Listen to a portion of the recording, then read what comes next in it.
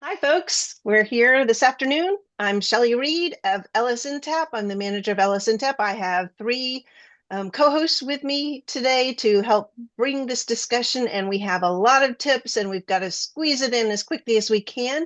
If you have questions during the presentation, I suggest putting it in the chat, and we will try to address those while we're not speaking. And we probably won't have room for questions at the end, but we will make sure that you have our email addresses, and we will also be sending out the slides and making them available on our website so that you can also go back and refer to the notes in those slides. Well, let's go ahead and get started. I'm going to pass the presentation over to LaDeirdre, and then we'll go to Jane and Angela for introductions. All right. Good afternoon, everyone. My name is Ladija Johnson. I am a program officer for technology at LSC. And I'm Jane Ribadenera, Senior Program Officer for Technology, which just means I'm older, I guess. I'm Angela Tripp, also Program Officer for Technology at LSC. All right. All right, so kicking it off, my first tip is Text Blaze. We had a similar tip in the past with Magical, but they have there's no longer a free version. So this is a free version that helps with quick shortcuts to repetitive responses. So if you're doing approvals or things that even email templates where you're emailing the same sort of thing multiple times, you can do a quick keyboard shortcut to have that text fully displayed in your browser. All right, my first tip is about a focus feature that's built right into Windows, which is a quick way to kind of cut out your distractions. I turned it on before starting the presentation. You can set a timer, say like 45 or 65 minutes, so you have a dedicated block of time to concentrate, and it will silence all your notifications so you don't get pop-ups to interrupt you. Any app icons will stop flashing and you won't see any alert badges. And there is actually a simple timer. You can build in breaks and things like that. If you go to, the way to get to it is just within the Windows clock. If you just click on clock and open it up, there's something right at the bottom that just says turn on focus and hit the play button. You can go to the next slide. One other thing you can do is you can either have options for setting up a reminder when your time is up, or play a sound. You can also connect it to other tools such as like Spotify if you want to have a playlist that you like to listen to help you when you're doing focused work. So check out, there's more instructions and links in the notes to find out how to use the Windows Focus. My first tip is Timo, again, a productivity focused tool. It helps, it's Timo AI, it's a visual planner. It helps you plan faster by turning your tasks into a clear, realistic schedule. You can type or speak what's on your mind, and it will help you by giving a draft of broken down tasks. It'll estimate how long each step might take and organize everything into a plan that works for your day. It includes a focus timer. It can be gamified with trophies and rewards to celebrate your progress. And it just helps you with planning by making it very visual and easy. And I want to check. We have a note in the chat that someone can't see the slides. Is that a broad problem, or is it maybe an individual problem? I can see them okay. So it All looks right, like thank just you. intermittent. A couple people can't. If you can't see them, maybe try leaving the meeting and coming back in, Yeah. because it We'll looks like keep an most eye on people it. can see them. So great, thank you.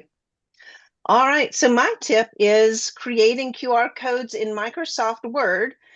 using the display barcode um, field. You don't have to have any kind of add-in or install a third party. The fastest way is by pressing Control F plus F in and typing display barcode all squished together, and then your link where it says your link there, and then QR/Q. And then you will get and press F9 and it will generate a QR code that you can use wherever you might need a QR code.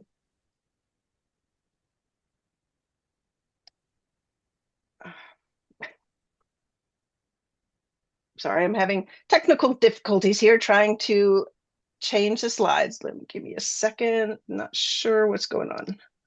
Oh, there we go. There we go. All right, so this next tip is in Microsoft Word. It converts speech to text directly in Word. Great for meetings, interviews, or even dictation. Helps with manual note taking. There's two ways to do this. The dictate button, and then you click transcribe. You can have it record live as you're, doing said meeting or interview, and it will transcribe it as you're going. Or if you have a recording that you say, huh, I would really love to have a transcript, you can also upload an audio file to develop a transcript as well.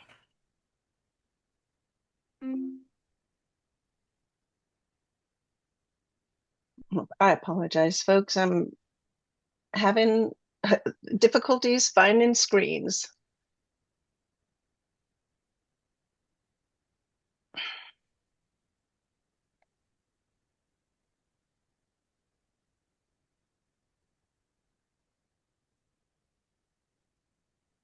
Oh, goodness. No.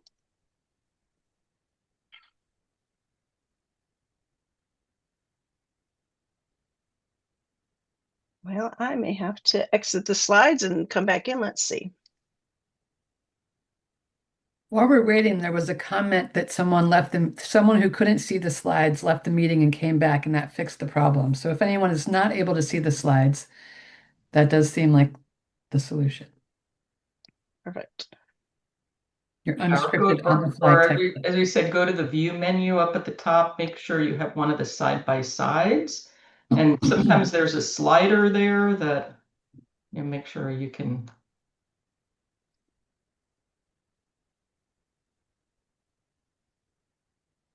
Mm. There we go.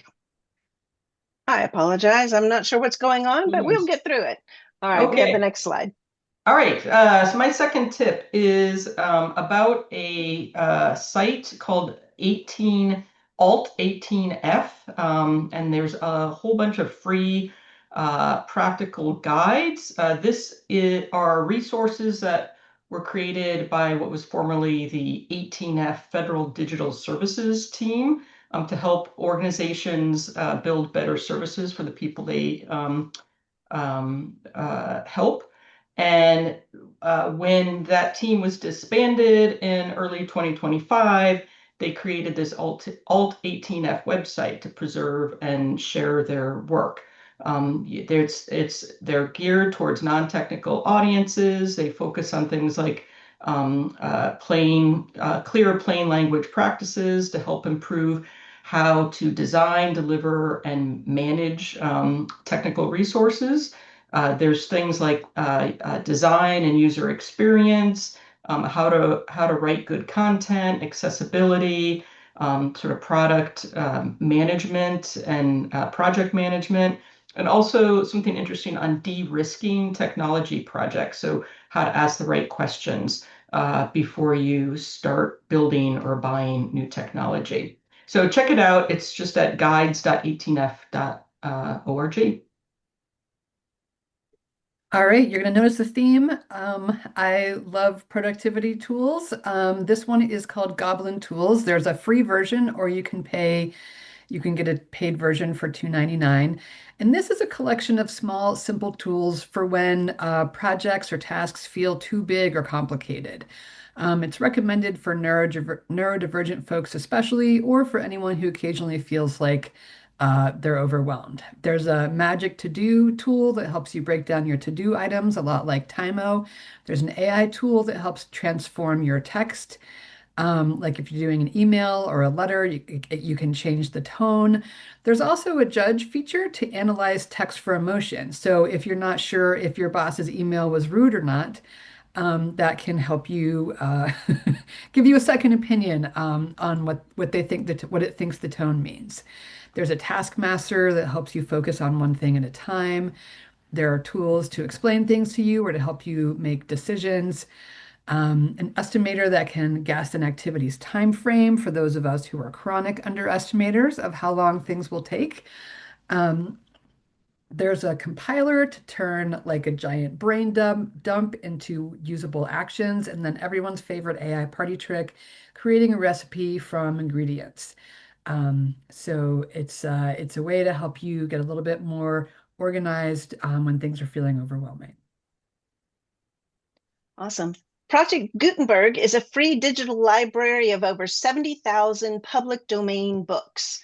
Think classic literature, historical legal texts, government documents, and so much more. Everything is free, no account is required, and books download in multiple formats. You can even use your Kindle or, other reading apps for them. They're great. It's a great place to go for reading and research. You can also download the items so that you can read offline.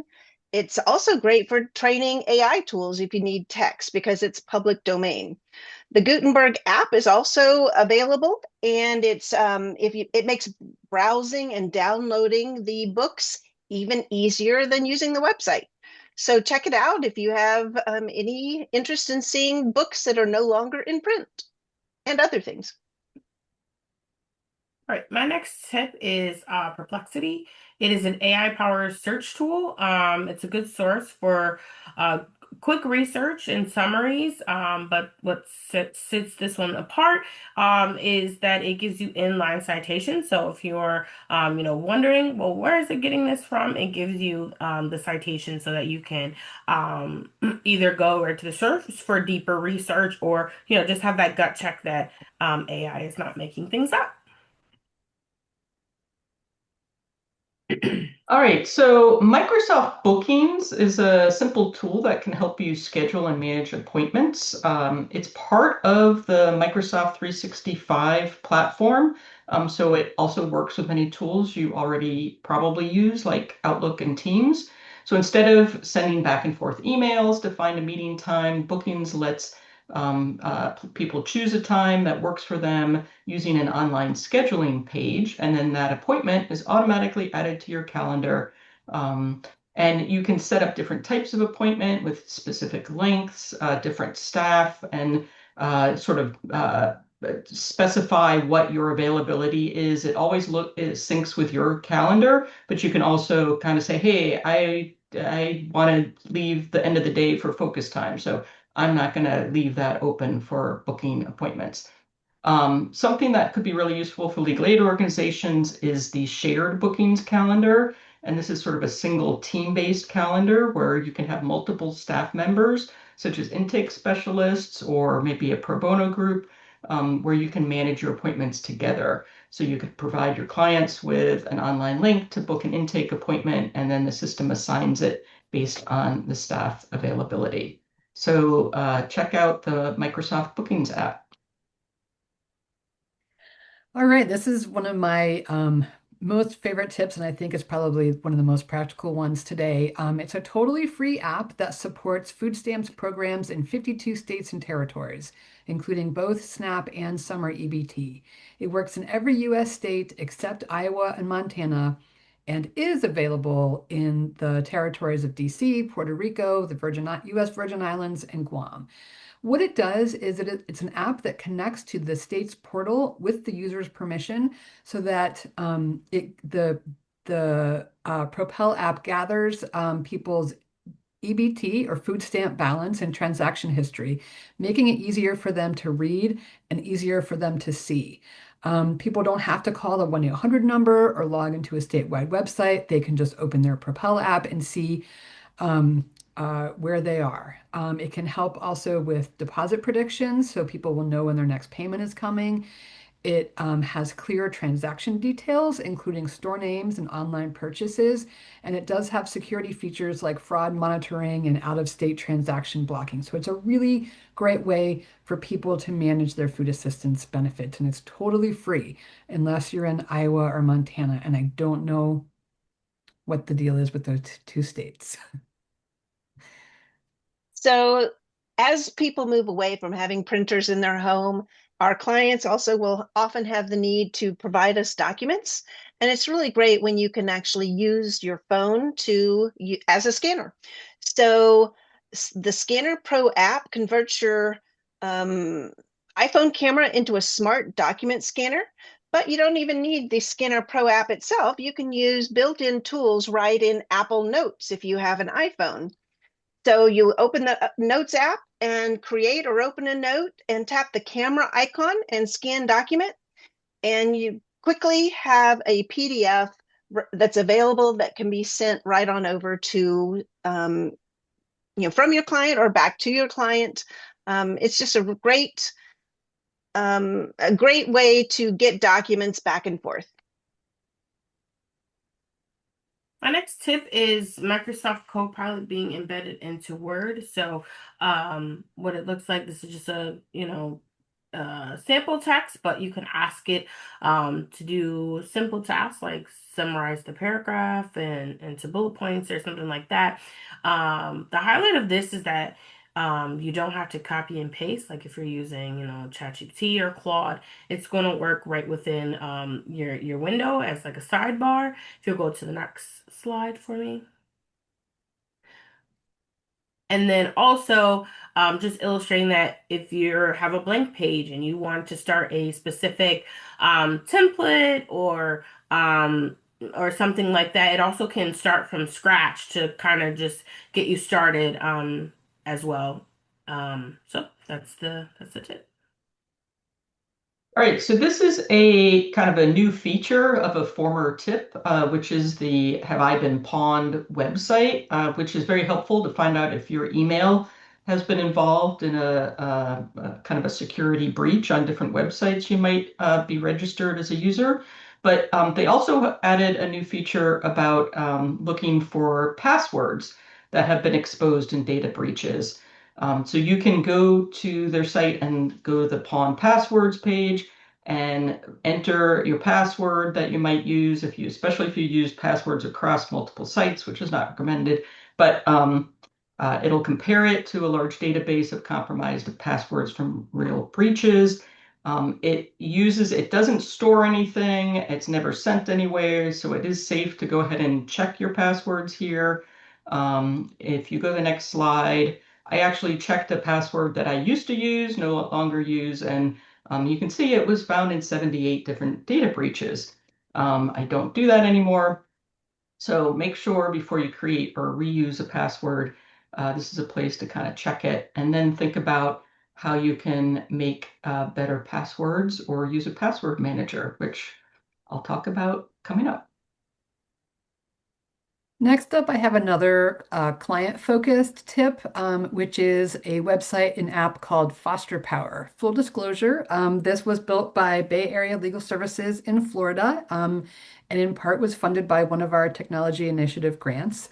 The mission of Foster Power is to improve the lives and futures for youth in foster care by creating access to information on their benefits, protections, and legal rights.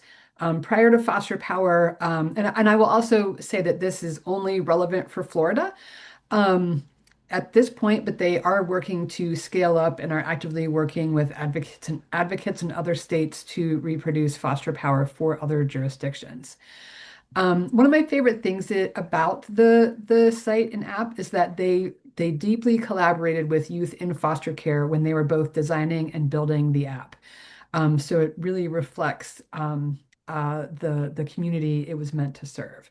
As I mentioned, they're working to expand it to other jurisdictions. I realize it might not be widely applicable, but if nothing else, I want to share with you the idea of this kind of tool and just how a really strong community-led design process turned out in the hopes that maybe you will want to be part of future expansion efforts.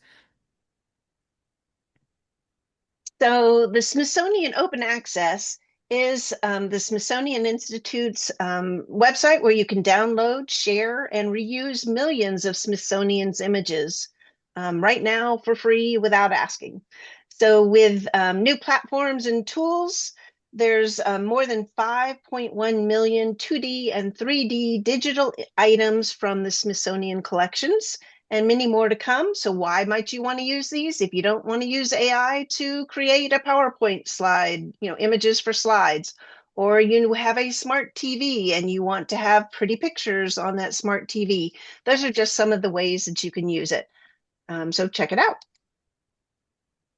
All right, my next tip is Microsoft Loop. It's one of the newest programs that Microsoft has. It is included in some of it, just would depend on what level of enterprise level that you have. It is essentially a collaborative workspace for teams to share live components. So instead of, emailing a spreadsheet back and forth or, versioning different Word documents, it can live here in your workspace and be updated simultaneously without the versioning and everything. It also has you can share live across different apps like Teams and Outlook. It also has some tracking mechanisms and the ability to kind of you do some brainstorming, and so everything is live and stays up to date without you having to do versioning. So I'm sure more to come from Microsoft on this, but a really cool concept as we continue to be collaborative with one another. All right, as I said, I'm going to talk about password manager. So the average person manages 168 passwords for personal accounts and 87 for work. So over 250 different accounts. And if just one of those accounts is breached and you're using the same password, then attackers can try to use it everywhere else. I honestly don't know how people manage without using passwords. I've been using one for a long time. It's a simple tool that stores your passwords in an encrypted vault, and it also can help you generate strong, unique passwords or passphrases, and it fills them in for you as you're going and needing to log in. So it's an easy way to avoid reusing passwords. And there are some low cost and free options that you can consider. These are just three of them. 1Password is noted, it's widely used. It has very strong, they all have very strong security. Dashlane, that's what I use. I've found it very easy. It includes sort of that security monitoring of the dark web, so you do know immediately if something has been breached and encourages you to go change your passwords on those accounts. There's also a tool called Proton Pass, which PC Magazine rates as sort of the best free password manager, which allows you unlimited logins and devices. So if you remember just one thing from today, never reuse your passwords and don't try and manage them on your own. All right, my next couple tips are going to be about tools for people in organizations that are experimenting with integrating AI, generative artificial intelligence, into their work. This one is part of a suite of websites created by the Stanford Legal Design Lab. It's called Justice Bench. This is for folks who are curious and wanting to learn more about what is being done with Justice AI. You can discover AI projects across the Access to Justice landscape, understand where you fit in this journey, and also find data and evaluation tools that you can use on your own work as well. It's the discovery layer of what Stanford Legal Design Lab calls their Legal Help Commons. It's essentially a research and development platform for legal teams, technologists, researchers, and community members working on AI to advance access to justice. After you explore the landscape, you can head to the Legal Help Commons, which will be my next tip, to learn even more. So hopefully everyone is aware that we have a YouTube channel here at Ellison Tap. And so when you go to our YouTube channel to watch past webinars, there are some shortcuts that you can use to make it easier to navigate. So the space bar can be used to play or pause a video.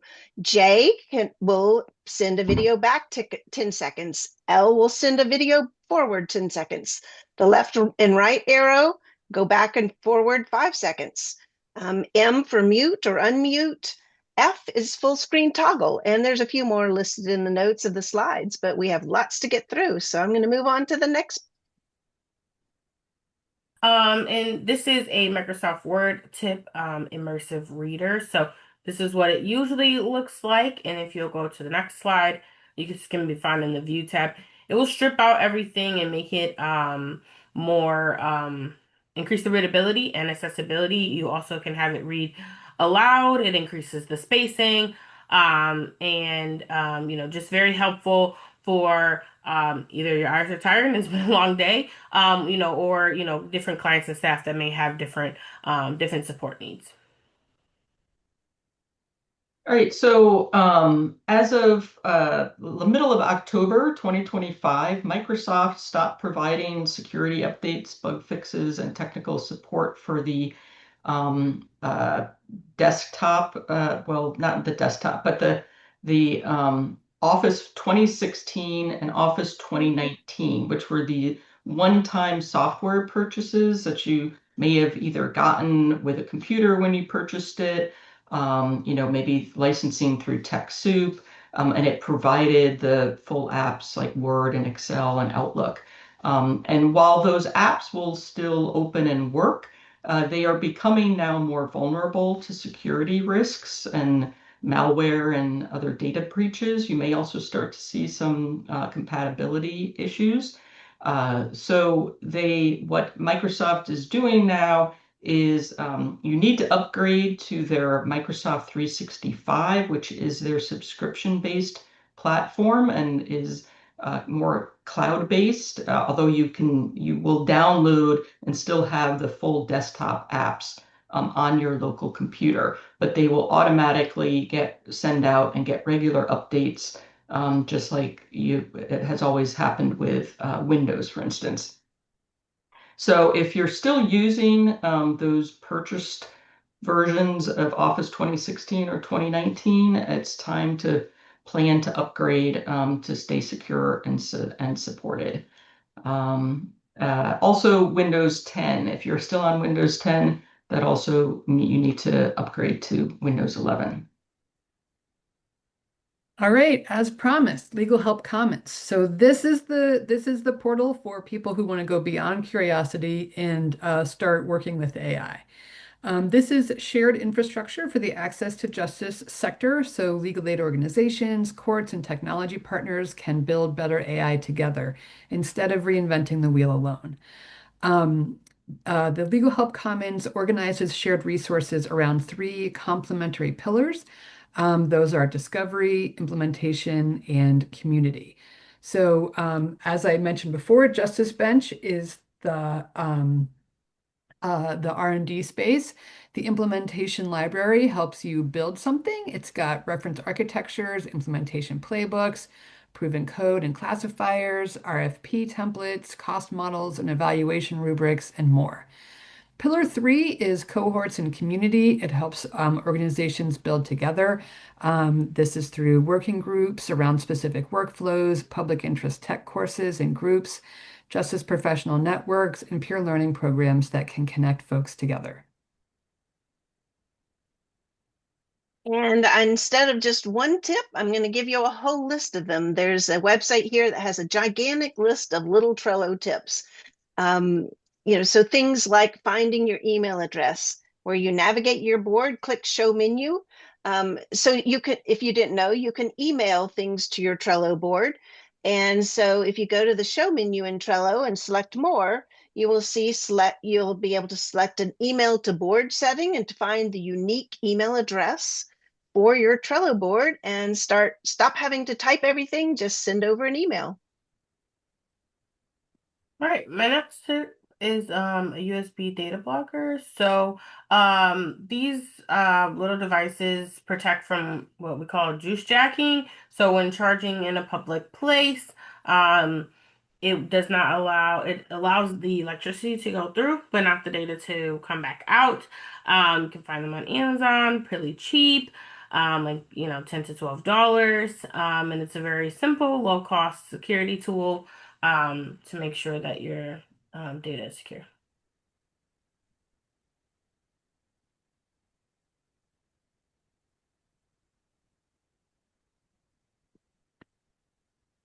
All right, so a few years ago, I switched to using Microsoft Edge as my main work browser because it worked well with a key work platform.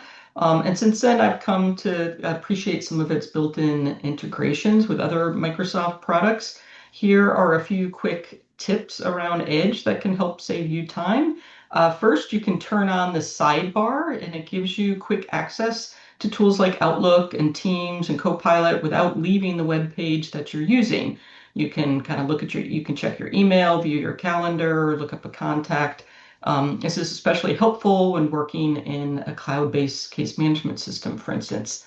Once the sidebar is enabled, you can just click that plus button to explore any other apps that might be useful in your workflow. And then there's a couple other things. Second, you can customize the toolbar and the home screen. So it lets you put sort of the most used tools right where you need them, like downloads. I tend to download a lot of things, look at your history or share. This cuts down on the number of clicks and makes sort of common tasks that you use easier. And third, you can also search for information across open tabs, but also recently closed tabs. So that's kind of helpful, if you are keeping tabs open because you think, oh, I might need to come back and find this. It's a way to kind of say, hey, I can search across and find what I've been looking at. So to enable these, just go to your Edge settings menu as outlined on these screenshots and turn on the features you want to try. There's also some links to more instructions in the notes of the presentation. All right, my first two AI tips were for people who are curious and building, and then this is for the more advanced users of AI. LangFuse is an open source LLM engineering platform that is here to help you with structured testing of your AI tools. If you don't know what I'm talking about, you can just tuck this information away for later. When you are building AI tools, because you will need to do some kind of structured testing. It helps teams collaboratively develop, monitor, evaluate, and debug AI applications. It enables developers to debug complex production apps, track costs, and monitor quality. And it has native integrations for tools like LangChain, OpenAI, and Llama Index. It is free for hobby users, and that includes up to 50,000 units per month and 30-day data retention. If you're a bigger if you're a more heavy user, you can self-host the full core platform for free without limitations via Docker. There are a few paid options that are $29 a month for higher limits and more users, or you can become a self-hosted enterprise for $500. But mostly, probably the free version will do what you need. Sorry about that. Tried to Oh, skip okay. ahead. So, if you're not familiar, we have a sister site called A to J Jobs. And one of the things that we needed to do was automate the forms so that people could update their job listing if the situation changed. So we found a that fill out works well, and it's another app that you can use with Airtable. And I've provided the link in the notes on Gareth Provenost's directions. He is an Airtable expert or Airtable guru, and he has a great video that explains step by step how to do it. But if you ever have an Airtable that you're using, embedding on your website, a form, you can now provide people a link where they can update their listing and save you again that manual typing. All right, my next tip is Windows voice access. So this allows you to use commands to have your computer work without using your hands, but simply your voice. So this first slide is just kind of shows you the setup. It's not long, but it does have to sort of get used to your voice and how you sound. And then if you'll go to the next one, how you know that it's working is it'll just have a little box at the top just letting you know that it's listening to you so that you're aware. And if you go to the next one, here's just some examples of the different commands. So it's more than just like dictation, but you can ask it to open specific apps, to minimize windows, to click, to scroll, to cancel, etc.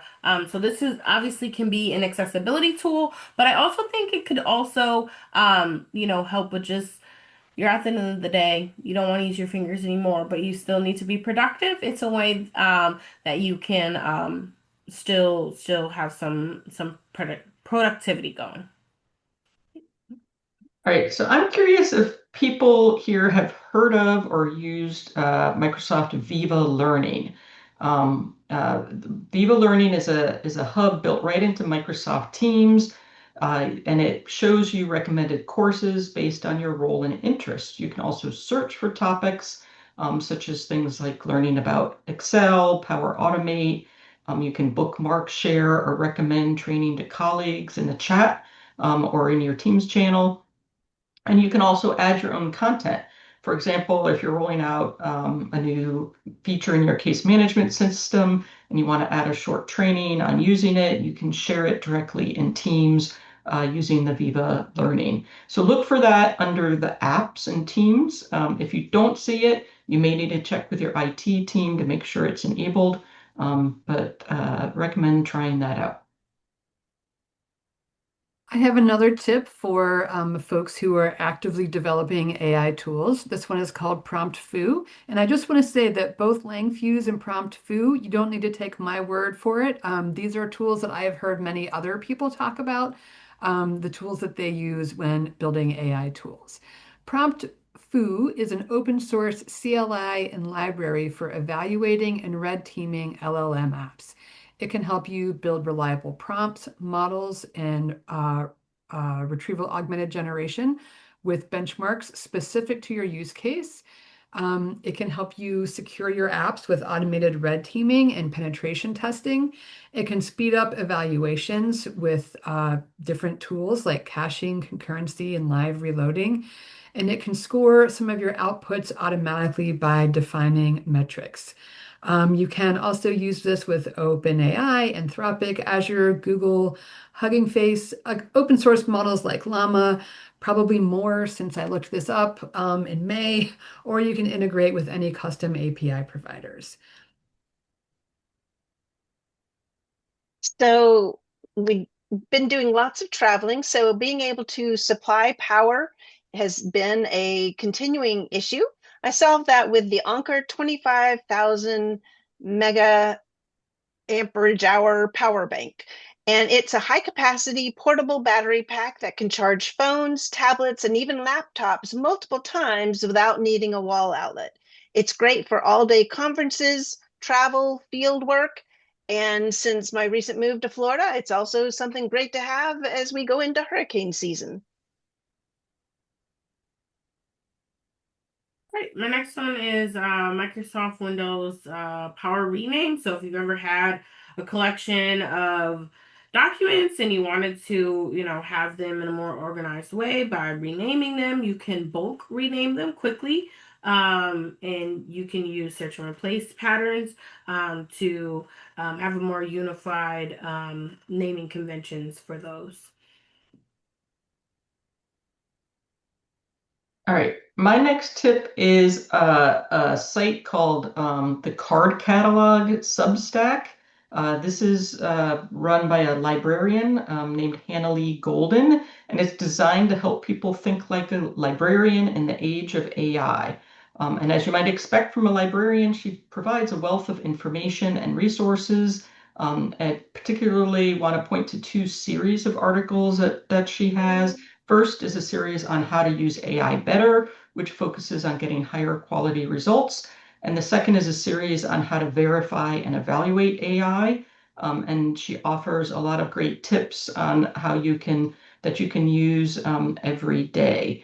Also, if you go to the next slide, there's kind of two specific posts. I wanted to highlight one is a post about Google's secret reference desk, which shows how to improve your search skills by using tools like quotes, site limits, filters, and something I hadn't heard of before called verbatim mode, which is found in the tools menu, and it makes Google stop paraphrasing you and return results for exactly what you typed. And another one of her top posts, I think if you click once again, is called What a Librarian is Reading in Times of Moral Nausea and Psychological Despair. And it's a curated reading list for moments when too much information feels overwhelming, and it offers some thoughtful sources to help you slow down, reflect, and make sense of complex issues. Since Shelley brought up hurricane season, I want to share this really great resource. First of all, it is an LSC website, so full disclosure, and it is called Heartland Disaster Help, but it is not geographically limited. This is an LSC website for the public where anyone can enter your address and see what extreme weather event you may face where you live. Additionally, it includes general information and resources for varying types of disasters, floods, heat, wildfire, wind, and more. There are also links for each state and territory for organizations that can help with disaster preparedness and recovery, including contact information, websites, and descriptions of services. Again, while the name says Heartland, it is now available to everyone. So I put my address in here, and if you can click to the next slide, Shelley, you can see my personal risks at home in Silver Spring, Maryland. This is what might happen. You can also sign up for the Heartland Disaster Helps monthly newsletter to get updates on disasters, recovery tips, and community stories delivered right to your inbox. So if anyone else is like me, when I get down into coding or doing something that's really intense, I sometimes forget that I need to actually get up out of my chair occasionally. So there's this app called the Touch Grass app, and it's a lighthearted wellness app that comes from the internet slang for go outside. So it sends reminders during the workday to take short breaks from your screen and get a few minutes of fresh air. And the only way to stop it is to go outside and take a picture of you physically touching grass. So it's just kind of fun to get outside. And it also is smart enough to know that you're sending it a picture of your fake grass. So you actually do have to go outside and get the fresh air. So give it a try if you don't ever leave your office like me. My next tip is Mailinator. This is a temporary disposable email inbox. In the context of promoting this tip is if you're testing forms or signups or anything of that nature, and when you're not testing phase and you want to clog your own email, trying to see how it looks and if all your links work, etc., then you can set up this temporary email to do that kind of testing. All right, so do you think your phone is listening to you? If so, you might want to review the apps that have access to your microphone. Many apps, do you have access to, you've given them access to your microphone, and you can do a quick settings check to limit access only to the apps that you feel like truly need it. Because when they have access, they can capture your audio. And sometimes even if you're just the capture audio in the background, not only when you're using them. So here's just some screenshots on how to go about reviewing that on your iPhone. I have some similar instructions in the notes for Android. They're all done through the settings and privacy security a portion of settings. And if you click one more time, Shelley, The other thing you want to check on is to disable the background app activity. And that's a different thing also within settings and general. So you go to the background app refresh and turn it off completely or just limit it to essential apps. I'm circling back around to where I began with another productivity tip. The Pomodoro method, the Pomodoro technique, it's a time management method developed by Francesco Cirillo in the late 1980s that boosts productivity by breaking work into 25-minute distraction-free focused sessions called Pomodoros, separated by 5-minute breaks. After 4 sessions, it reminds you to take a longer 15 to 30-minute break to rejuvenate. Um, there are many apps that you can get. This is just happens to be my favorite one. It's called Focus Pomo, but there's a ton of Pomodoro timers. This one has cute tomatoes that you can collect for each successful 25-minute period. It has lots of bells and whistles and things that you can get a paid version for more fanciness, but I'm cheap and the free version works well for me. But if you don't have an iPhone or want something else, there are many versions of this out there in the world. It doesn't matter what one you pick, you can just use the one that's best for you. And one of my favorite features is all of the orange tomatoes that you earn stack up on your home screen. And if you do have to interrupt a Pomodoro, you get a little bit of a sad face yellow tomato because that tomato was plucked before it was fully ripened. So, you know, did you know that you can lock any app behind Face ID? I mean, most people know that you can use Face ID to unlock your phones now, but now you can on an iPhone, you can lock apps. So say you give your phone to your child to play a game and you have apps that you don't want them to access. Say your work email, for example. You can use you go to settings and then general and make sure that you're on iOS 18 plus. And then on the home screen, long press, which is basically press and hold any app icon. And then you can tap require Face ID in the menu that appears, and you're done. So to remove, you just long press and don't require Face ID. Um, yeah, so that's the quick version.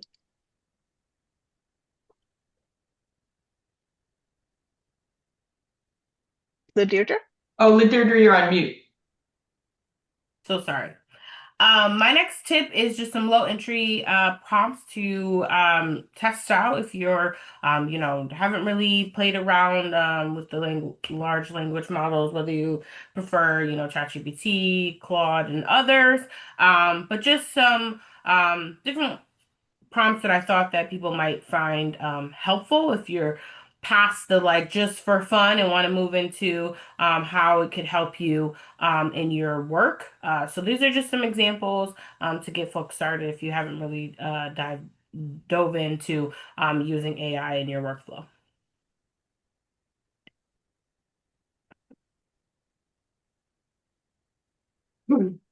Um,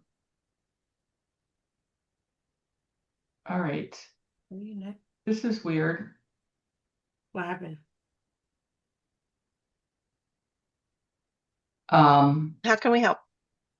I don't have that as my next tip Okay. on my version. But I will just say that the this is a website that I would recommend checking out. It's the Court Listener, which is developed from the Free Law Project. They have created a place where you can search millions of legal decisions by case name, type, or citation, and is free to use and go search. So check it out at the courtlistener.com website. This is nothing new, tab grouping, but I thought it bears repeating for those of us who continue to live our lives in tab chaos. I love how it dovetails with Jane's tech tip about how to search across recently closed tabs. That does help me feel a little bit more secure about closing some of my 8,000 open tabs.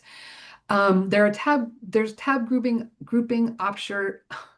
There are tab grouping options in browsers like Chrome and Edge that allow you to organize, label, and color code multiple tabs, reducing your clutter and improving your workflow. There are some detailed instructions on the screen that I'm not going to read to you as an example of one of the ways to set this up. Um, this feature, it just can really help you manage research, separating work from personal tasks, or keeping project-related sites together. And there are also extensions that you can download to do it in an even fancier way. And don't feel alone, Cindy, in feeling called out, because I am also very bad at my open tabs. When multiple people have made track changes in a Word document, this feature lets you filter to see only one person's edits at a time, making review much more manageable. To use this, open the Word document and click the Review tab in the ribbon. And then in the tracking group, click Show Markup. The drop-down will let you choose the specific person. And you can then go through their changes and then move on through all of the people who have changed. Makes it a lot easier to see what's going on. All right, my next tab is you can turn any website into a desktop app. So thinking about reducing your tab clutter that we just talked about. But if there are, different websites that you have to go to, daily, you can absolutely have it turn into an app that just lives on your desktop. All right, so following up on Ladurda talking about getting started with AI and how to write prompts, one way you can also kind of learn how to write better prompts is to use the chatbot to actually write you a prompt of what you want to do. So just type out kind of your stream of consciousness in terms of what you're trying to do, who it's for, and what you need as an output.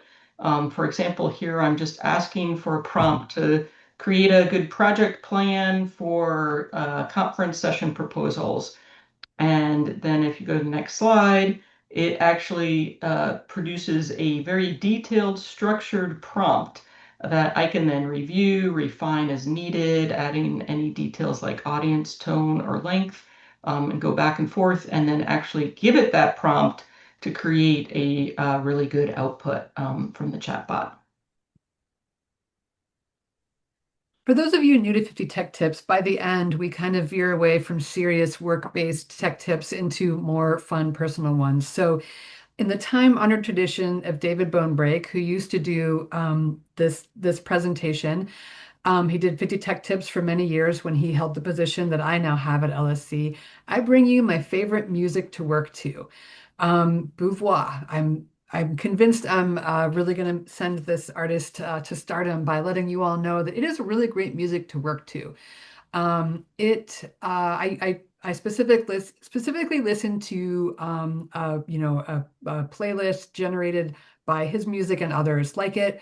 It's just really upbeat tracks with no words. It's given me many, many hours of productivity and keep me moving. So it just holds my mind just enough that it doesn't wander away, even if I've been doing a task for multiple Pomodoros, for example.